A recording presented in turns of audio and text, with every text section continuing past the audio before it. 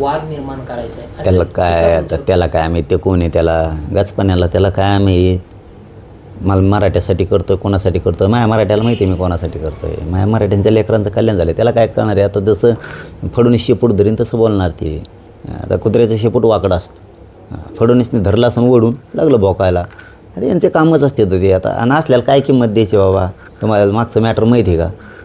तसं ते स्वतःच्या लायकीनं बोलायला पाहिजे पण आता जसं फडणवीस सांगल तसं ते बोलणार आणि आम्ही खालच्याला बोलायला सोडून दिलं आता कारण ह्या बिचाऱ्याला काही बोलून उपयोग नाही यांना काय बोलून उपयोग नाही यांना बोलायचं नसतं हेच नंतर सांगतात बोलायचं नसतं आम्हाला पण आता वरून जसं सांगतात ना तसं बाबा तुम्ही आमच्यावर नाराज होऊ नका हेच सांगत आहेत नंतर त्यामुळे यांना बोलून उपयोग नाही याला दोषी सगळा फडणवीस फडणवीसला दम निघत नाही मराठा द्वेष उफाळून येतो आणि मराठा द्वेषापोटी तो हे कामं घडून आणतो त्यामुळे खालच्याला बोलून